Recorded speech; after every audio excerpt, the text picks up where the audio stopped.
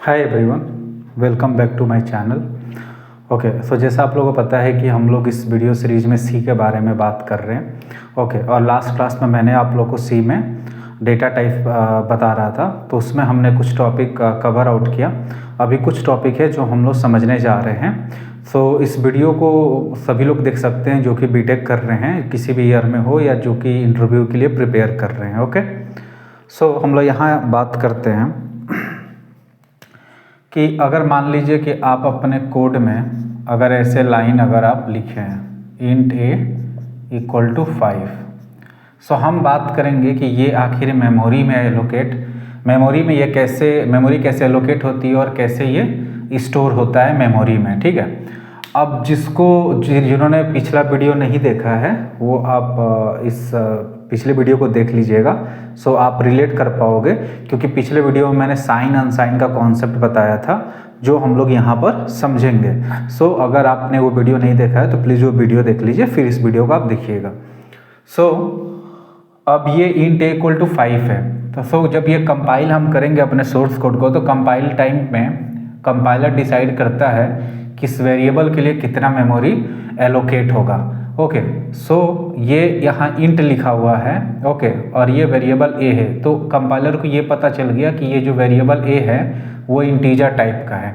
ठीक है, तो अब आगे क्या होगा कि अगर 32 बिट सिस्टम हो या फिर 64 बिट सिस्टम हो, दोनों में ही इसके लिए मेमोरी कितनी एलोकेट होती है, तो 4 बाइट मेमोरी एलोकेट होती है। ओके, सो हमें पता है कि इंट के लिए 4 बाइट मेमोरी एलोकेट होती है, चाहे वो 32 बिट सिस्टम हो या फिर 64 बिट सिस्टम हो। राइट, अब कंपाइलर को ये पता चल गया, जब हम कोड को एग्जीक्यूट करेंगे और जब ये लाइन एग्जीक्यूट होगी तो उस समय क्या होगा, इसके लिए मेमोरी एलोकेट की जाएगी। तो मेमोरी कैसे एलोकेट होगी, देखो मैंने बोला 4 बाइट। 4 बाइट का मतलब क्या होता है कि 32 बिट, क्योंकि एक बाइट में 8 बिट होता है, मतलब 4 बाइट में 32 बिट्स होगा। अब इसको थोड़ा मेमोरी लेवल पे समझते हैं। तो देखो 32 बिट में 32 ब्लॉक में बनाने जा रहा हूँ आपको समझाने के लिए मेमोरी का कॉन्सेप्ट।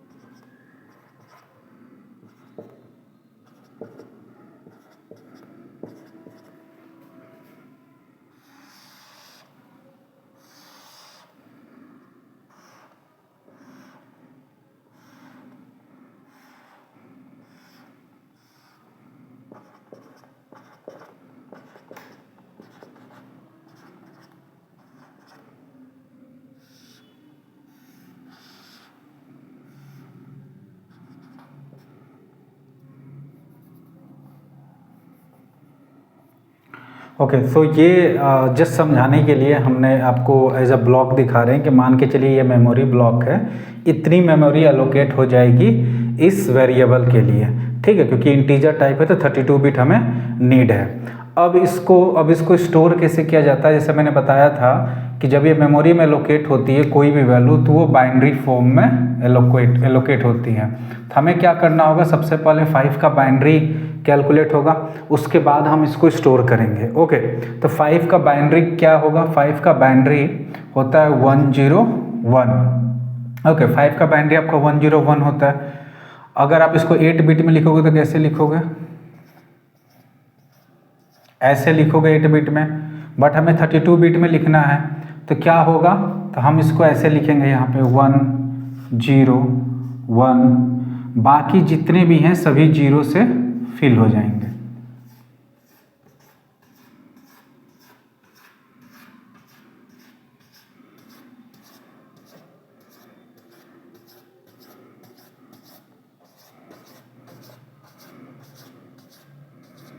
तो देखो ये जो हमारा नंबर था 5, उसको बाइनरी में कन्वर्ट करके मेमोरी में ये इस तरीके से स्टोर होने वाला है, ठीक है।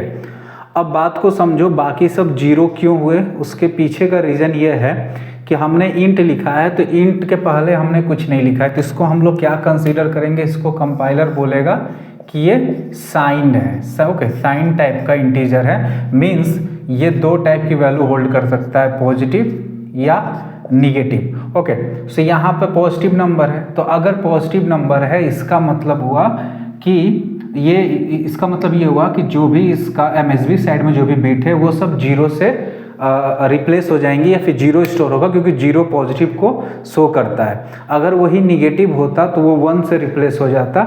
हम निगेटिव एग्जांपल के बारे में बात करेंगे। तो इंट क्या है, ये साइन टाइप का है, इसमें हम पॉजिटिव भी स्टोर कर सकते हैं, निगेटिव भी स्टोर कर सकते हैं। तो रन टाइप पे क्या होता है, ये बाइनरी में कन्वर्ट होता है। ओके, अब बाइनरी में कन्वर्ट होने के बाद मेमोरी में ये एलोकेट हो जाता है। अंडरस्टैंड?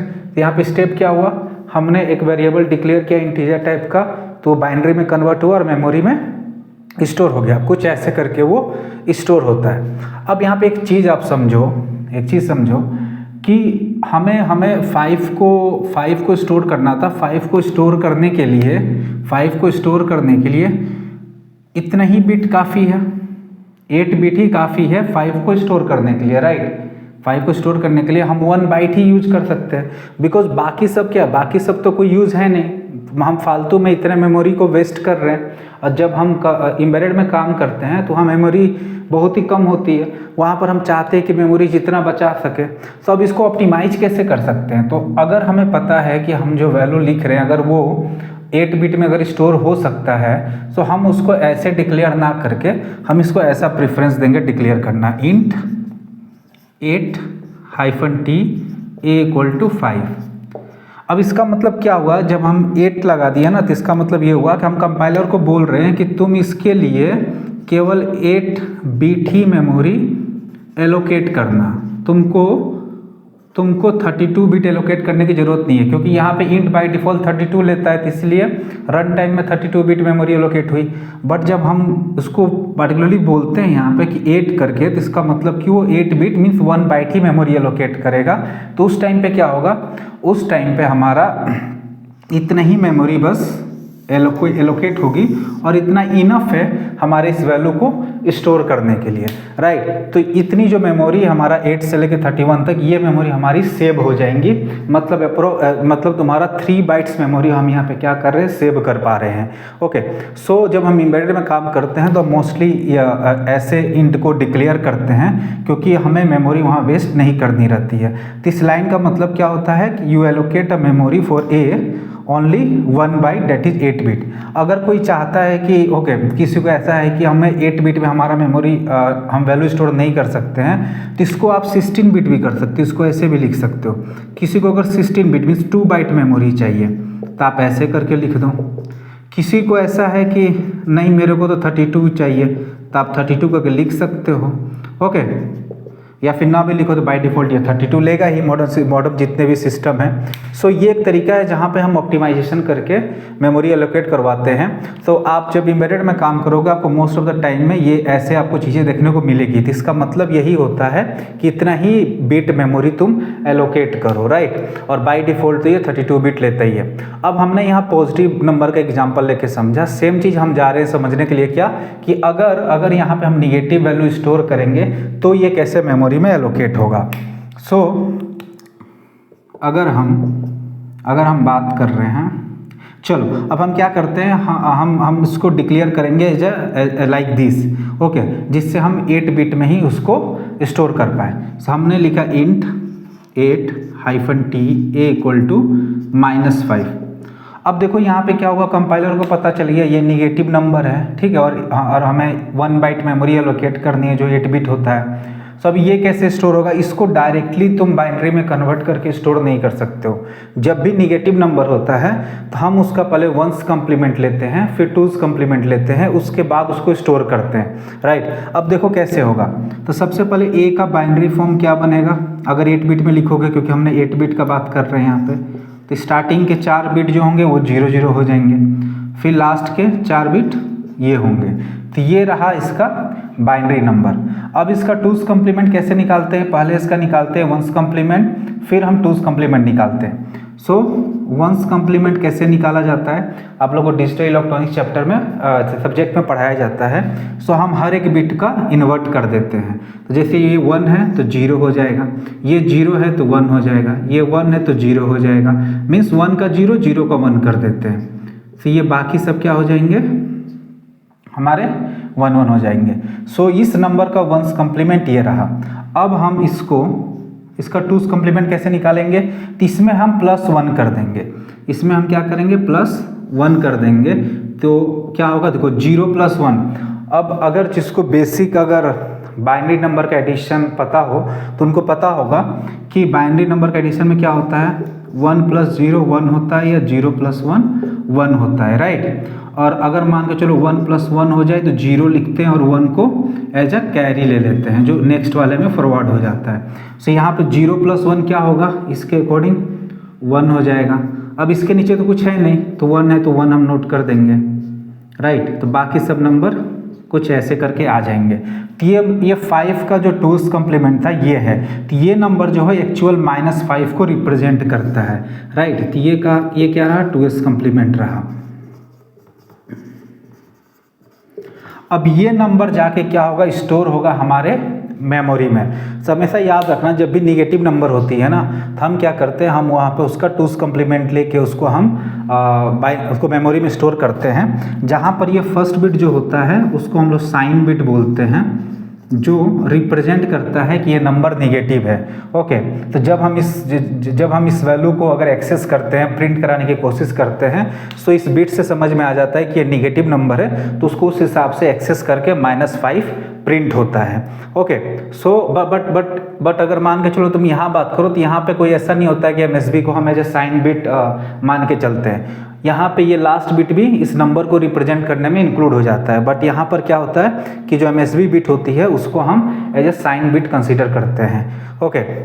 अब इस नंबर को हम क्या करेंगे, यहाँ पे स्टोर कर देंगे। तो कैसे स्टोर होगा, ये हमारा 1, फिर यहाँ पे 1, उसके बाद फिर 0, उसके बाद 1, फिर 1, इसके बाद जितने नंबर है ना, ये जितने नंबर है सब क्या बन जाएंगे, 1 बन जाएंगे। सब नंबर क्या बन जाएंगे, 1 बन जाएंगे। अगर ये 32 बिट में होता तो, बट फिलहाल तो 8 बिट में है। सो 8 बिट में है तो मतलब यहाँ तक आपको सभी नंबर क्या होंगे, 1 1 दिख जाएंगे, ठीक है।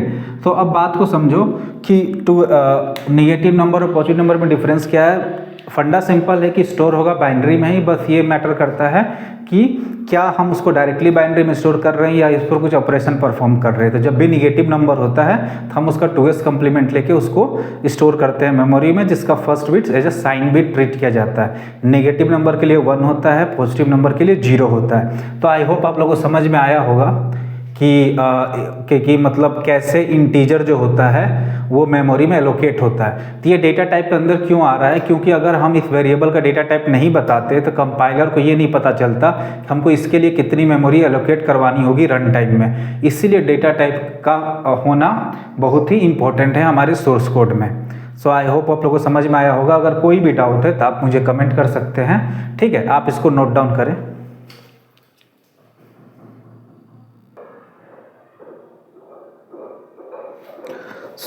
अब समझते हैं कि अगर मान के चलिए कि अगर कोई ऐसे कुछ कैरेक्टर हम डिक्लेयर करते हैं, ठीक है।